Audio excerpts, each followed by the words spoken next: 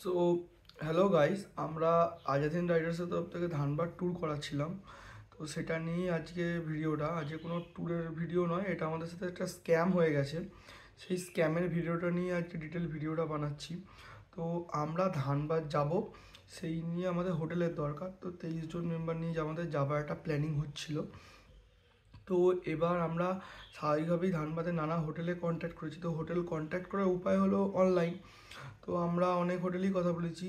ধানবাদের মোটামুটি সবথেকে যেটা পছন্দের হোটেল ছিল সেটা ছিল আমাদের সানে পাঞ্জাব, যে হোটেলটা রয়েছে তোপচাচি লেকের ঠিক উল্টো দিকে। তো সানে পাঞ্জাবের নাম্বারটা আমরা অফিসিয়াল ওয়েবসাইট থেকে পাই। তো আমি তোমাকে দেখাবো লাইভ। সেই নাম্বারটা এখনও অ্যাক্টিভ আছে। তো অফিসিয়াল ওয়েবসাইটে থেকে নাম্বারটা পাই, তাদের সাথে কথা বলি আমরা। কথা বলার পর তাদেরকে বলি যে আমাদের এরকম এরকম রুম লাগবে 7খানা টোটাল। তো টোটাল অ্যামাউন্ট দাঁড়ায় 26,000 টাকা।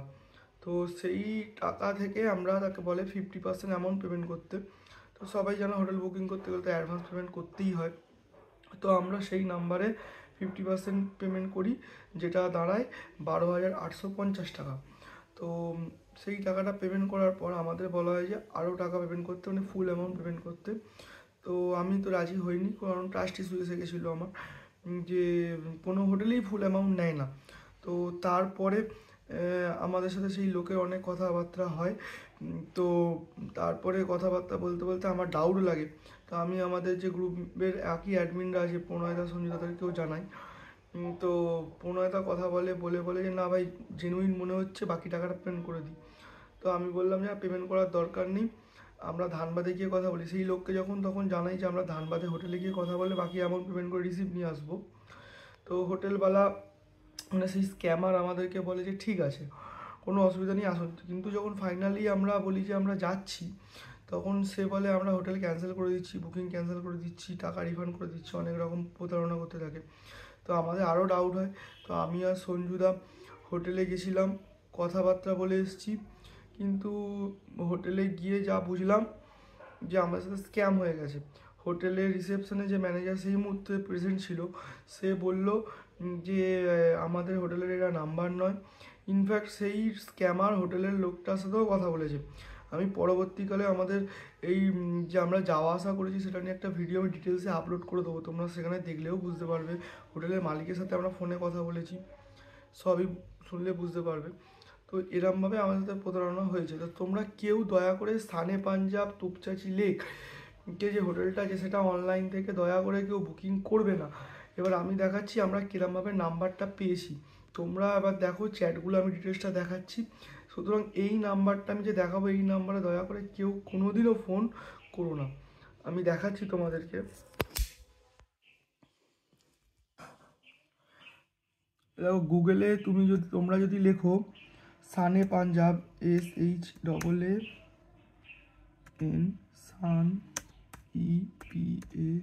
PANJAB, পাঞ্জাব, TOP, তোপচাচি, এই যে এইটা যদি তোমরা মারো, এই হোটেলটা আসবে। ঠিক আছে, এই হোটেলটা আসার পর এই যে এইখানে এদের চেকএবিলিটির উপরে যে ওয়েবসাইট লিঙ্কটা দেওয়া আছে, দেখতে পাবে যে ওয়েবসাইট লিঙ্কটা, এই ওয়েবসাইটে ক্লিক করছি। ঠিক আছে,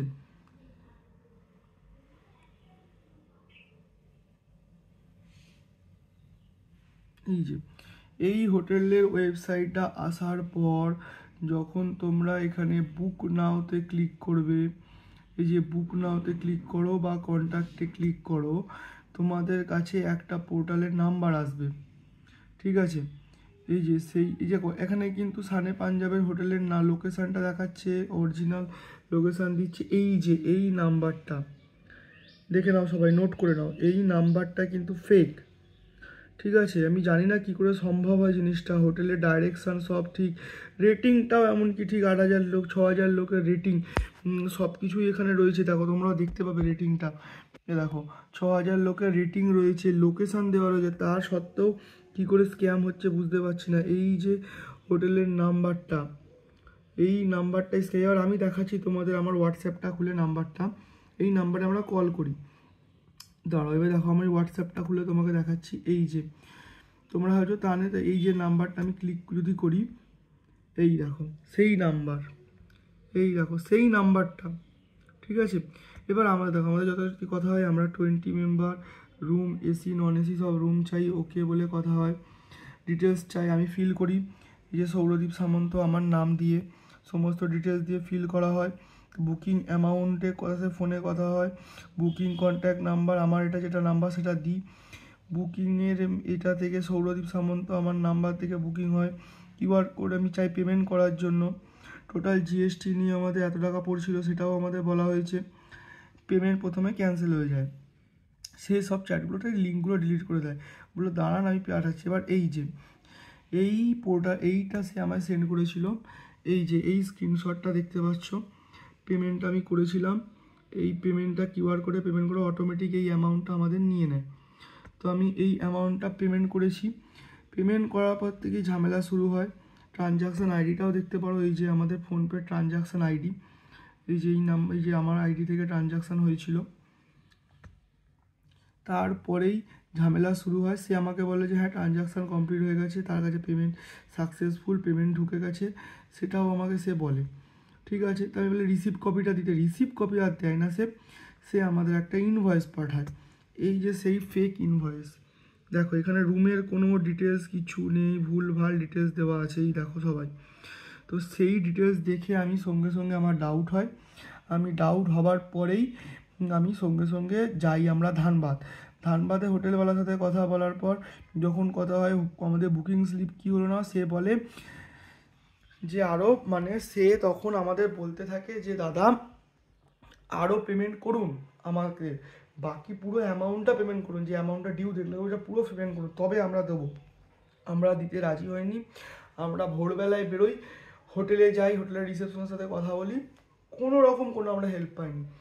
মালিক পর্যন্ত জানে ঘটনাটা, কিন্তু মালিক বলছে যে আমি নিজে বিরক্ত হয়ে গেছি, মালিক বলছে আমি কমপ্লেন করেছি, কিন্তু আমার একটা সাধারণ কমন সেন্স, ধানবাদের বুকে সেই মালিকের তিনটে হোটেল চলছে একই নামে, যদি সেই ওনার হয়, তো সে হোটেল চালাচ্ছে, তার সঙ্গে পুলিশের বা হায়ার অথরিটিদের অনেক রকম লিঙ্ক থাকবেই, কিন্তু সেই পোর্টালটা বন্ধ করছে না। সে বলছে যে আমার লিঙ্কটা আমার, রিভিউটা আমার, হোটেলের লোকেশান আমার, কিন্তু সাইটটা আমার হ্যাক হয়ে গেছে, এটা কোনোদিনও মেনে নেওয়া যায় না। এবার আমরা পুলিশের থানায় গেছি, থানায় গিয়ে একটা কমপ্লেন করেছিলাম, সেই থানার কমপ্লেনটাও সেই আমি ফেক লোককে পাঠাই, এই দেখো। কিন্তু সে তো স্ক্যামার, তার এইসবে কিছুই জড়িত নয়। যে তোপচাচি পুলিশ স্টেশনে আমি তোমার গেছিলাম, তোপচাচিতে 24 তারিখে, এই যে আমি হোটেলের মানে ওখানে এফআইআর কপি করি। তো এফআইআর করতে গেলাম, থানার যিনি ইন্সপেক্টর ছিলেন তিনি বললেন যে দেখো এফআইআর করছো ঠিক আছে, কিন্তু আমরা যদি এফআইআর কপি নিয়ে নিই তোমাকে বারবার ধানবাদ আসতে হবে, ঝামেলা হবে, তো আমরা কপি না নিয়ে তোমার মনে হয় তোমরা কলকাতায় গিয়ে বা আমাদের তোমার যেখান থেকে লোকেশানটা ঘটনাটা ঘটেছে, মানে আমি যেখান থেকে পেমেন্ট করি আমার বাড়ি থেকে, তো সেইখান থেকে তো সেই নিয়ার বাই থানায় কেস করো। তো প্লিজ তোমরা কেউ অন্তত এই শেরে পাঞ্জাবে অফিসিয়াল ওয়েবসাইট থেকে করো না, যাতে অন্য কেউ আমাদের মতন স্ক্যামে না পড়ে। টাকা তো পাবো না বুঝতে পারছি আমরা, স্ক্যাম যেটা হয়ে গেছে, আমাদের তো আর অত প্রশাসনিক ক্ষমতা নেই যে আমরা হেল্প পাবো কারোর থেকে। সুতরাং তোমরা অন্তত কিছু এই স্ক্যামে না পড়ো, আর হোটেল বুকিং করতে গেলে অন্তত একটু ভেরিফাই করে নিও। আর কী বা ভেরিফাই করবে, অনলাইন থেকেই সবাই আজকাল বুকিং করে, আমরাও তাই করতে গেছি। তো এটাই বলার ছিল, আর আমি ডিটেলস ভিডিওটা আপলোড করছি, আমরা যে গিয়েছি হোটেলের সাথে কথা বলেছি, হোটেল মালিকের সাথে কথা বলেছি, সব ডিটেলস আমি আপলোড করব এই আজকের মধ্যেই। তো ঠিক আছে, তোমরা প্লিজ ভিডিওটা শেয়ার করো।